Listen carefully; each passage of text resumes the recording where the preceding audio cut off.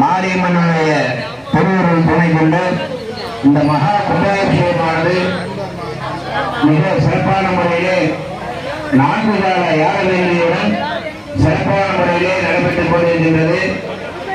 அருளில்லாருக்கு அபூர்வமில்லை, பொருளில்லாருக்கு உபூர்வமில்லை என்பது அவ்வையாருடைய வாக்கு.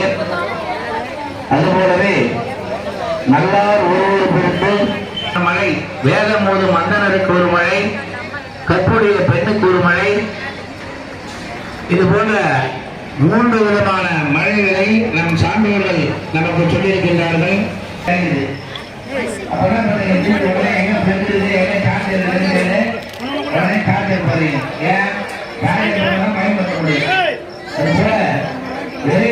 சக்தியானது மக்களுக்கு அந்த அருளாற்றலானது வழங்கி வழங்கி வழங்கி மக்களுக்கு அந்த அருளாற்றல் கட்டி இன்னும் நம்ம அதிகப்படுத்தணும். ஏன்னா 12 வருஷமா சுவாமி வர்றவங்க அழகு இப்ப நம்ம என்ன பண்றோம், கும்பாபிஷேகம் பண்ணி மதியானம் எல்லாம் பண்ணணும். ஏன்னா 4-3 நாளா எல்லாருமே கொஞ்சம் வேலையை அழைச்சலா இருக்கீங்க.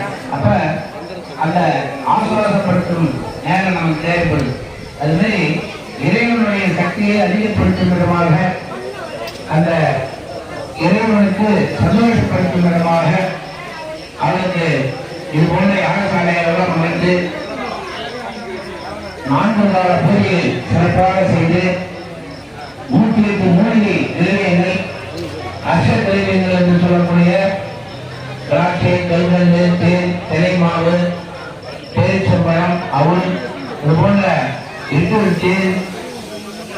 விதமான திரவியங்களை சமர்ப்பணம் செய்து 108 மூலிகை பொருட்கள், நெய், சுத்தாரணம், விசேஷ நைவேத்தியங்கள் இதெல்லாம் சுவாமிக்கு நம்ம சமர்ப்பணம் பண்ணி அவரை சந்தோஷப்படுத்தி இறைவனாலும் மென்மேலும் நமக்கு ஆற்றல்களை வழங்க வேண்டும், அருள் வழங்க வேண்டும். அவருடைய அருள் இருந்தால்தான் நமக்கு எல்லாமே நடக்கும்.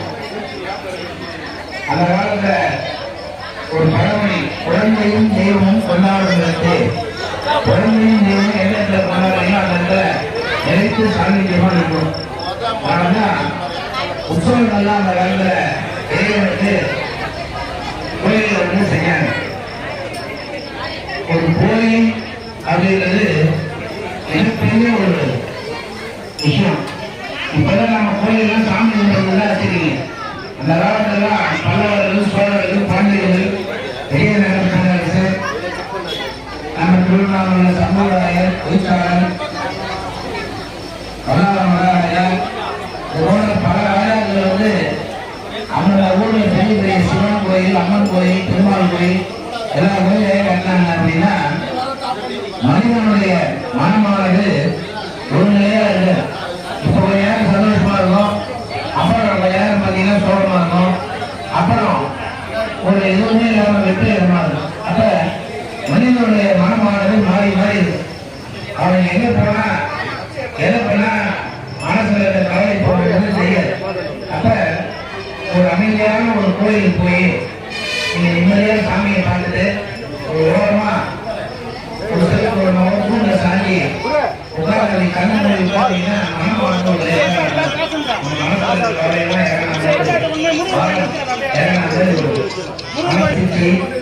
ஆண்டு அனுபவிச்சு நமக்கு எல்லாத்தையும் கொடுத்துருக்காங்க.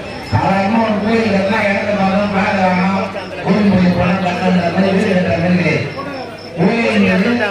அந்த இடத்தை முதல்ல தேர்வு செய்து அதுக்கு 13 விதமான வாஸ்து இருக்கு. கோயிலுக்கு மட்டும் 13 வாஸ்து. அந்த இடத்துல பூமி பூஜை அந்த நேரத்துல வந்து உழுது அதுல வந்து எலும்பு மற்ற முனிகள் இந்த பட்சம் இந்த இதெல்லாம் இல்லாம சுத்தமான நிலமா இருக்கும். இல்லப்பா அது எடுத்து உள்ள வச்சிருக்காங்க.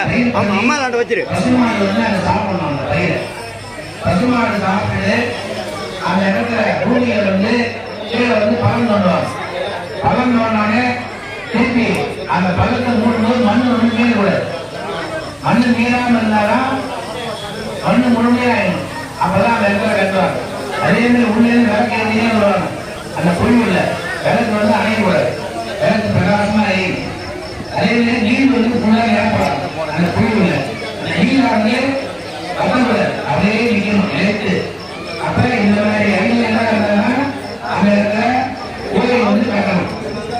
அது போல பலவிதமான ஆதார விதிகள் கோயில்கள் வந்து அந்த காலத்துல முன்னோர்கள் வந்து கோயில் தேர்வு செய்து அதுக்கப்புறம் ஒரு சிவாச்சாரியர் நல்ல ஆகமங்கள் வேதம் புராணம் நீதிவாசன் நல்ல ஒழுக்கமுடைய ஒரு சிவாச்சாரியரை தேர்வு பண்ணி நல்ல சமலி சிற்பியாளர்.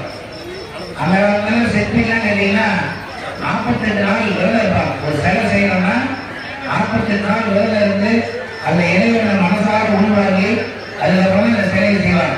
அதனால நீங்க அண்ணாமலையார் கோயில் பெரிய பெரிய பழமையான கோயிலாம் பார்த்தீங்கன்னா அந்த சிற்பம் அப்படியே தத்துவமா இறைவன் நேரில் வந்தால் 48 நாள் விரதம் இருந்து அதை செய்வாங்க. அப்பேற்பட்ட ஒரு சிறப்பான சிலையை வந்து தேர்வு செய்து நம்ம பண்ணுவோம். இப்போ பார்த்தீங்கன்னா தண்ணியில் போடுவோம் சிலையை. ஏன் தண்ணியில் போடுறோம்? சிலை செய்யணும். அந்த தேனை கல்லில் வந்து தேனை இருக்கும். அந்த தேனை இருக்கான்னு பார்ப்போம். அதே மாதிரி அதுக்கு அடுத்தது சூடாக இருக்கும். நெல் வந்து சூடு நெல்லில் போடணும். எரிஞ்சுதான் பார்ப்பான் கல் சூடு பட்டா. அதுக்கப்புறம் அந்த காலத்துலலாம் நவரத்தினங்கள் மாணிக்கம் கோவேதம் புஷ்பராகம் பாழம் வைரூரியம் அந்த மாதிரி நவரத்தினங்கள் வந்து சுவாமி நடப்போம். ஒரு நவரத்தினத்துக்கு ஒரு சக்தி பின்னெல்லாம் வச்சு உள்ள நவரத்தனம் அந்த கஞ்சவரம் அது ஒவ்வொருக்கும் ஒரு சக்தி. அந்த கஞ்சவரம் சாமி மேல வச்சு அந்த கல்லூரில் ஏறணும். அதுக்கப்புறம் சாமிக்கு திறந்திருப்பார். பூமியில வந்து சுற்றி இருப்பார். மந்திரமா சிவாச்சாரிய பூஜை பண்ணி நம்ம திறந்திருப்பாங்க. நின்று ஒரு 33 தேவர்களும் வாசம் செய்யும் பசுமாடு. ஏன் நம்ம சாமி கண்ணு பார்க்கக்கூடிய சக்தி மனிதர்களுக்கு கிடையாது. அதனால பசுமாடு பார்க்க 33 தேவர்களும் வாசம் செய்யும் அந்த பூமாதார மறுநாள் பார்க்கணும். அதை தரிசனம் செய்து அந்த சிலைக்கு எண்ணம் சொல்லுவாங்க. எண்ணம் சொல்றீங்க எண்ணம் 3 விஷயம் இருக்கு. மந்திரம் எண்ணம் கந்தம். மந்திரம்னா வேத சிவாக மந்திரங்கள். எண்ணம்னா அந்த சுவாமியினுடைய மூலமந்திரம் வராகம சுப்பிரமணியம ஓம் ஜெய் மகாமாரி என்பதாக இந்த மாதிரி மூலமந்திரம் கிடையாது. அந்த மந்திரத்தில் அந்த சாமியோட மூலமந்திரத்தை எவ்வளோ பண்ணி பூஜை பண்ணி அந்த எண்ணெய் கருத்துல வச்சு அந்த பீடம் கீழே முதல்ல பீடம் அந்த பீடத்துக்கு கீழே நவரத்னங்கள் நீங்க வச்சுக்கிறாங்க. பெண்ணோட சத்து நவரத்னம் கருணாவளி இந்த மாதிரி நவரத்னங்கள்லாம் விசேஷமா வச்சுட்டு அதுக்கப்புறம் பூஜை பண்ணி எண்ணத்தை வச்சு அதுக்கு மேல அந்த விநாயகர் முழுவதும் மாரியம்மன் சிலையை வைப்போம். ஏன் அப்படின்னா நீங்க சொல்லக்கூடிய மந்திரமானது அந்த கீழே உங்களுடைய எண்ணத்தை உருவாகி அந்த எண்ணத்தின் மூலமாக மேல சிலையில மேல வந்து சிலையிலிருந்து மேல கலசம் இருப்பாரு.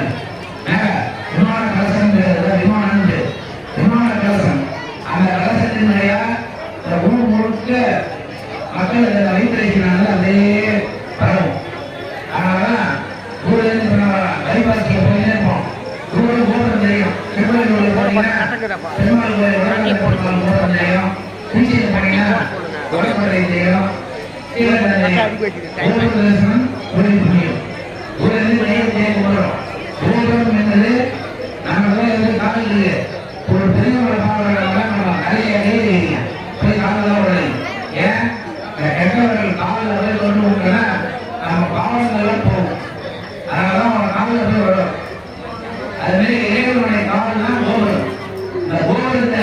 அதனால இறைவன் பாதத்தை தொட்டு வளர்ந்துள்ளதாக அதான் கோபுரத்தை கோயிலுக்கு வந்தா கோபுர தரிசனம் கோடி புண்ணியம் அப்படின்னு சொல்றதுக்கு அதான் காரணம். அதுமாரி ராஜாக்கள்லாம் ரொம்ப அழகா அந்த காலத்துல அற்புதமான விஷயம். நீங்க பழைய கோயிலாம் பாத்தீங்கன்னா கல்வெட்டுன்னு சொல்லுவோம். நம்ம போறது 1000 ரூபாய் கொடுத்து 5000 கொடுத்து 10,000 கொடுத்து கல்வெட்டுன்னு போறோம். அந்த மாதிரி ராஜராஜேஸ்வரர் பல்லவர்கள் எல்லாமே அந்த காலத்துல என்ன கொடுக்குறாங்க, தஞ்சாவூர்ல எல்லா ஊரையும் பொருள் கொடுத்தது எல்லாமே எழுதி வச்சிருக்காங்க கல்வெட்டு. அந்த கல்வெட்டுல நம்ம எல்லாருமே பாதுகாக்கணும். ஒரு கோயில் நிறைய கோயில அந்த கல்வெட்டு மூலியமாதான் 1000 ஆண்டுகளுக்கு முன்னாடி எப்படி திருவிழா நடந்தது, எப்படி பயிர் பண்ணாங்க, எந்தெந்த ஊர்கள் பயிர் பண்ணாங்க, எப்படிலாம் மக்கள் இருந்தாங்க, எப்படி நம்ம கொண்டு நடந்தோம், அந்த மாதிரி எலெக்ஷன்லாம் எப்படி பணிவுரை திட்டங்கள், அது போல அரசாங்க நிகழ்வுகள், மக்கள் எப்படி வாழ்ந்தாங்க, எப்படி விவசாயம் நடந்தது, எல்லா விஷயமும் இந்த கல்வெட்டுல இருக்குது. அதுமாதிரி ஒவ்வொரு விஷயத்தையும் ராஜாக்கள் திருவிழாக்கள் பண்றாங்கன்னா அது என்ன காரணம்னா பொருளாதாரம், எல்லாருக்கும் பொருளாதாரம் கிடைக்கும். ஒரு கோயில் கட்டணும்னா என்ன பண்ணணும், முதல்ல சிட்டி வரையணும். அந்த சிட்டிக்கு ஒரு பொருளாதாரம், அதுக்கு அடுத்தபடியாக மரவேலை, அதுக்கு அடுத்தது சிவாச்சாரியர்கள், அதே மாதிரி நாகேஸ்வரர் ஒரு நிகழ்ச்சியில் என்ன பண்ணோம், நாகேஸ்வரர் நம்ம கூப்பிடுறோம். அதே மாதிரி ஊர்வலமூட்டிகள் ஒவ்வொரு தரப்பு மக்கள் பொருளாதார ரீதியாக பயனடையணும். வெளியில தேங்காய் பழம் போடுறாங்க, பூக்களை போடுறாங்க, வெள்ளப்பாடுகளை போடுறாங்க. அந்த காலத்தில் கரகாட்டம், புலிகாட்டம், புலிகாட்டம், கரகாட்டம், அந்த மாதிரி பலதரப்பட்ட மக்களும் பொருளாதாரம் வந்து அடையணும், சாமியும் சந்தோஷம் அடையணும், எல்லோருக்கும் எல்லா விதமான நலனும் பலனும் கிடைக்கணும்ன்றதுதான் திருவிழாவானது செய்யப்படுகிறது. திருவிழா செய்யக்கூடிய நோக்கமே அனைத்து தரப்பட்ட மக்களும் பொருளாதார ரீதியாக நல்லாடணும், சாமிக்கும் நல்ல ஒரு விசேஷமான பூஜைகள், அபிஷேகங்கள், கூடுவார்கள், எல்லா விதமான திருவிழாவும் அது நடப்படியெல்லாம் அந்த காலத்தில் ராஜாக்கள் முன்னோர்கள் செய்து வைத்தார்கள். கோயிலுக்கு காலை மாலை 2 வேளையும் கண்டிப்பாக நம்ம போகணும். அப்படின்னாலும் ஒரு வேலையாக போகணும். இல்லை டெய்லி போகும்போதுன்னா வாரத்தில் எப்போ முடியுதோ திங்கள், செவ்வாய், புதன், வெள்ளி, சனி, ஞாயிறு ஏதாவது ஒரு நாள் போய் சாமி எப்போ பார்க்கணும். அப்போதான் நமக்கு அந்த இடத்துக்கு போகதான் நமக்கு எல்லா விதமான நன்மைகளும் நடக்கும். கோயிலில் போய் நம்ம காலை மாலை 2 வேளையும் சாமி பார்த்தா என்ன பலன், 365 நாளும் ஒரு கோயிலில் என்ன பார்த்தா பலனும், அந்த பலனானது ஒரு கும்பாபிஷேகத்தை தரிசனம் செய்தால் நமக்கு கிடைக்கும் என்பது சான்றோர்களுடைய வாக்கு. அப்ப அந்த ஒரு விஷயம் மூலம் கோயில் போன பலனும் இன்னொரு நேரத்தில் எல்லாரும் கிடைக்கிறது. இந்த கும்பாபிஷேகம் பெரும் சாந்தி அப்படின்னு நமது மாணவர்கள் எல்லாரும் சொல்லியிருந்தாங்க. அப்பேற்பட்ட விசேஷமான இந்த புண்ணியமான வைபவத்தை தரிசனம் செய்து மக்கள் அனைவரும் ஒற்றுமையுடன் பின்பற்று வாழ வேண்டும். மனிதனுடைய வாழ்வு வாழும் என்பது ரொம்ப ரொம்ப நன்றி. 20 வருஷம் சின்ன வயசுல போயிடும். இருக்கிற ஒரு 20-30 வருஷத்துல நம்ம நல்லா எல்லாருமே ஒற்றுமையா இருந்து ஒருவருக்கு ஒருவரும் விட்டு கொடுத்துக்கிறோம். விட்டு கொடுப்பவரும் கெட்டு போவதில்லை. அந்த சான்றோர்களுடைய வாக்கெல்லாம் 10,000 வருஷம் ஆனாலும் மறையாது. அந்த வாக்கெல்லாம் ஒவ்வொன்றும் இன்னும் எத்தனை ஆயிரம் வருஷம் ஆனாலும் அந்த காலத்தில் சொன்ன வாக்கெல்லாம் இன்னும் தேதிக்கும் இன்னும் என்ன அதே மாதிரி தான். அதனால ஒற்றுமையுடன் ஒரு கோயில்னா எல்லாரும் ஒற்றுமையா இருக்கும். ஊர் கூடி தேர் எழுதணுமா, ஒரு ஆள் தேர் எழுத முடியாது, ஊர் கூடி தேர் எழுதணும். அது மாதிரி ஒரு கோயில் எடுத்தீங்கன்னா எல்லாரும் ஒற்றுமையா இருந்து நல்லா செய்யலாம். சுவாமிக்கு எந்த குறைவும் இல்லாமல் நல்லபடியாக செய்ய வேண்டும். நாளைய தினம் முதல் 48 நாட்கள் கமலாட்சி பணி நடைபெறும். அனைவரும் எல்லாம் நல்ல வாரியம் நலனாலே நோயற்ற வாழும் குறைவற்ற செல்வத்தோடு எல்லா விதமான நலமும் நலமும் பெற்று வாழ்வான் வாழ்ந்த எல்லாம் நல்ல மாரியம்மனை பிரார்த்தனை செய்வதால் கேட்டுக்கொள்கிறோம். பார்வதி